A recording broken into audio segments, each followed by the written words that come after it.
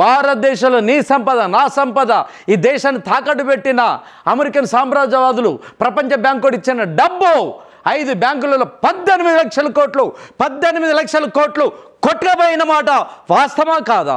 Hindenburg work దగ్గర మొదలు పెడితే, పార్లమెంట్ దగ్గర మొదలు పెడితే, షేర్ మార్కెట్ దగ్గర మొడితే, కాగ్ నివేదిక దగ్గర మొదలు పెడితే అన్నీ చెప్పి వాస్తవాన్ని చెప్పిందా లేదా? 18 లక్షల కోట్లు ఎత్తుకపోయిండు. నువ్వు నేను చచ్చిపోతే నా పిల్లలకేనా ఆధారం ఉంటుందని ఎల్ఐసీలు మధ్యతరగతి కుటుంబాలు అనుకుంటా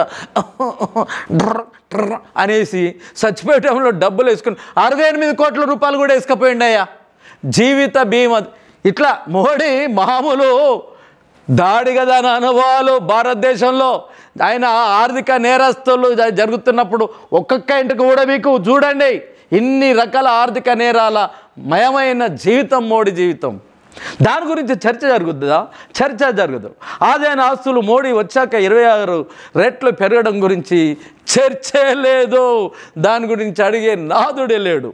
కరోనా సమయంలో అంబానీ ఆస్తి గంటకు 90 కోట్ల పెరగడం గురించి చర్చ లేదు. ఎందుకు జరుగుద్ది? మొత్తం ప్రపంచం మొత్తం భూగోళం మొత్తం మీరు కార్టర్లో చూడండి తాళమేసి ఉంటే, భారతదేశంలో కాశ్మీర్ కన్యాకుమారికి పరిశ్రమలను మూతబడి ఉంటే, ఫ్యాక్టరీలను మూతబడి ఉంటే, షాపులన్నీ మూతబడి ఉంటే, ఇవన్నీ మూతబడి ఉంటే, ప్రపంచ ఆర్థిక వ్యవస్థ మొత్తం స్తంభించి ఉంటే, ఇది చూడండి కరోనా సమయంలో అంబానీ ఆస్తి గంటకు 90 కోట్లు పెరగడం గురించి చర్చే లేదు. ఎందుకంటే కావాల్సిన లల్లా రామాలయం కోసం నీకు ఎన్ని వందల కోట్లు కావాలా? మీకు ఎన్నికల ఖర్చుకు ఎన్ని వందల వేల కోట్లు కావాలా? ఈ దేశ సంపద మొత్తం ట్రాన్సాక్షన్ తోటి మొత్తం బ్యాంకులదంతా మాకు పంపించేసి అంతే. ఎక్కడ దొంగలు అక్కడనే గప్చుప్.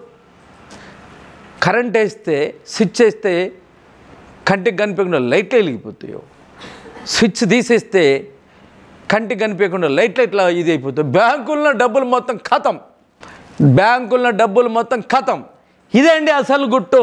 కరోనా సమయంలో అంబానీ ఆస్తి గంటకు 90 కోట్లు పెరగడం గురించి ఇది అంబానీ ఆస్తి కానీ ఆదాని ఆస్తి గురించి ఇదే విస్తుపోయింది. తర్వాత హిడెన్బర్గ్ ఇట్లా బయటపెట్టిన తర్వాత మొత్తం షేర్ మార్కెట్లు మొత్తం పడిపోయినాయి. ఉన్న భూములు మొత్తం భూస్వాముల చేతుల్లో మొత్తం ఉక్కిరి బిక్కిరై వ్యవసాయ యోగ్యంగా లేకుండా చైనాలో పోతే క్రింద అంతస్తు 2 అంతస్తు 3 అంతస్తుల్లో అక్కడ వ్యవసాయం చేస్తున్నారు.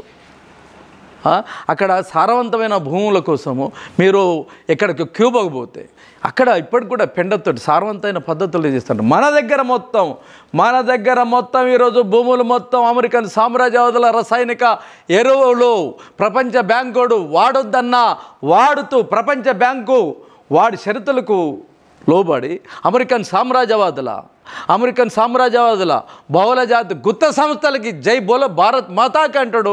భూమాతని మొత్తం నాశనం చేసే రీతిలో విదేశీ సంస్థల రసాయనిక ఎరువులు వాడడం వల్ల గోమాతకి జై అంటారు. గోమాతలు చచ్చిపోతున్నాయి, అడ్రస్ లేకుండా అయిపోతున్నాయి.